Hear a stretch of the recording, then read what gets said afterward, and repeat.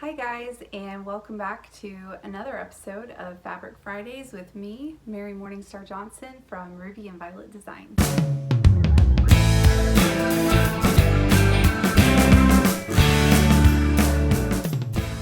I'm going to be talking to you guys today about a kit that I completed. It's called Mermaid Kisses, and it's by McKenna, and she uses batiks by Robert Kaufman. So I'm going to be showing you guys all of the different batiks that I used, and then I'm going to show you what the finished product of the kit looks like. And it's beautiful, and I think that you'll love it, and it has a mermaid on it, so you can't really go wrong when it has a mermaid on it. I hope you guys enjoy. Before I get into the fabric, I want to show you guys this pattern. It's not so much that it was difficult, it was just time consuming. The kit, my mom actually got it for me when she and my dad were in Sanibel. She had gone to a fabric shop there in Sanibel, Florida, and purchased this kit. And so it had all of the Robert Kaufman batiks in it, except for the backing fabric. I did have to buy that separately. But the pattern and then all the other fabrics were in the kit. And it was a lot of different fabrics that were different names that could have worked for many of the different fabrics. And so I had to first go through, sort all of the fabrics, label them so that I knew what to use for all the little pieces. And when I say little pieces, I mean, we're talking some of the pieces are teeny, teeny tiny. And so it took a lot of planning and then a lot of cutting and tracing. And the finished product, like I said, it is beautiful, but if you're going to do this kit, you might be prepared that it's going to be a little bit time consuming. And so here is the front side of the pattern, and then the back side has some of the cutting pieces. So basically you trace it with your paper backed fusible web, and then you cut them out of, they tell you which of the fabric colors that you need to cut it out of. That's why I had to go through and label each of the fabrics so that when I was tracing the applique pieces that I knew which color was which so that I didn't get it mixed up. And here were the other two sides of the cutting. And so you can see how intricate and detailed that was to cut out with the scissors. And I had to make sure that I had a really sharp scissors because in order to get around those little nooks and crannies in the pieces, you really want to make sure that you have very sharp scissors.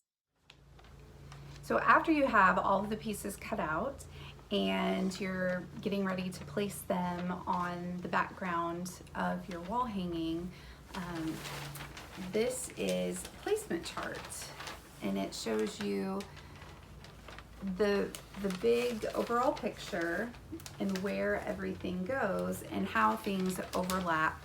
Some of the pieces overlap in places.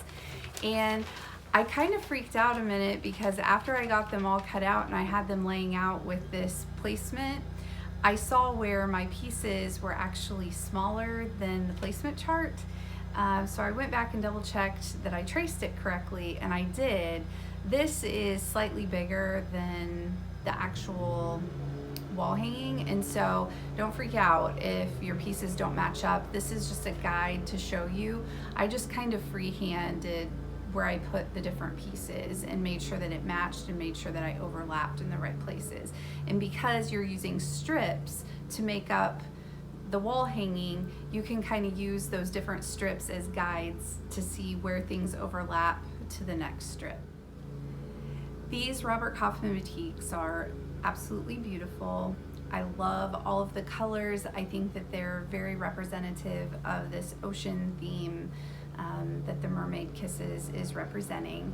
And this is how I labeled my fabrics. They gave an item number for the actual Robert Kaufman product, the fabric itself, and the color. And so I actually went online and I searched each one to make sure that I had it correct with the appropriate fabric. And then I just kept these labels with them the entire time that I worked with them. So I would take it off to trace it, and use it to cut out the pieces, and then I would put the label back on in case I had to go back, because some of the pieces are used a couple of times throughout the pattern, and so it's good just to stay organized and keep these labeled. So this is the first one. It's called Bone, and this is the main background fabric of the Mermaid Kisses. This one is called Cloud, and it's the backing fabric for the wall hanging. And I don't have the backing and the batting done because I still haven't decided how I'm going to quilt it. I don't know if I want to finish it and then quilt it with a machine, or if I want to finish it and quilt it by hand, or if I want to do decorative stitching and then put it together and then quilt it. I haven't decided yet, so I just have the top done. And it's a special piece. Since my mom got me this kit, I want to make sure that I think it through and finish it the way that I will be most happy with. And so those were the front and the back fabrics. And then these are some of the pieces, and you can see they just have that bright, the waves of the water, the oceanic colors that you think of when you think of coral and brightly colored fish. And so it's really a colorful, very fun kit and very fun project to work on. And this one's called Peacock. And I love the names of some of them too. Those last two I showed you were Sunset. This one is Sage. And I just love the patterns that you get from batik fabrics. And this yellow, I love it. This one's called Sunflower, and it's beautiful. And then there's a natural. And some of the colors, they're two separate fabrics because they have two separate item numbers, but they have the same name. And so that's another reason to label them and keep them organized. This one's called Fuchsia, and this one just reminds me of a starfish. I mean, it just has that quality to it. This one is called Capri. It's very fitting. It's like blue, blue, blue, beautiful blue waters. This one is called Pond. This is one of the purples. This is another Peacock.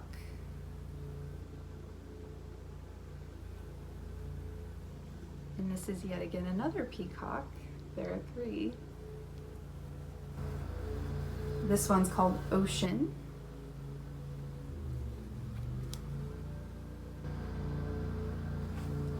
This one is also called Ocean.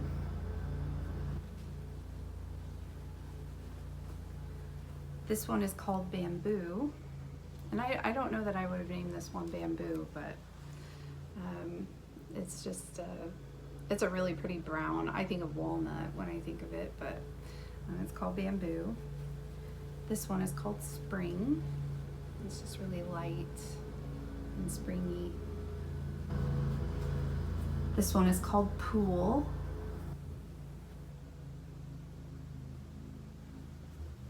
This one is called Earth. This one is called Water. This one is also called Water. This one is called Cornflower. And it looks a lot like Capri, so I had to make sure I had the correct one. One has just a slightly bit more purple than the other. And then you have an orange. And there were just two that they were just called orange and black. And so those were easy. And then this one's called Green. This one's called Jungle. And another purple. And the final one's called Blush. So you can see they are beautifully, brightly colored batiks, and I'm excited to show you guys the finished product. Here is the finished product of Mermaid Kisses. You can really see the complexity and the difficulty in this kit when you kind of look at it like this. And I want to zoom in to a couple of parts. One, I love where the mermaid is kissing the turtle. I just think that's a really sweet part of the pattern. I love how the seahorses wrap around the algae, the seaweed, and then also they wrap around the coral. And then right here, this is part of where it gets kind of complicated in the instructions, where you have to wrap certain pieces around the different parts. So in this case, the fish had to weave in between the seaweed. But overall, it was really fun to complete. It was pretty quick, other than it takes a while to cut out all of the little pieces, and then, as I mentioned earlier, to organize all of the different fabrics. But I hope that you might be inspired to purchase this kit and create it on your own. I hope that you guys enjoyed today's episode of Fabric Fridays with me, Mary Morningstar Johnson from Ruby and Violet Designs. I hope that you also enjoyed the pattern kit that I showed you today, Mermaid Kisses by McKenna and the batik fabrics from Robert Kaufman. And next week I'll be back on Friday with another episode of Fabric Fridays, and I hope that you all have a wonderful and safe Labor Day weekend. Bye.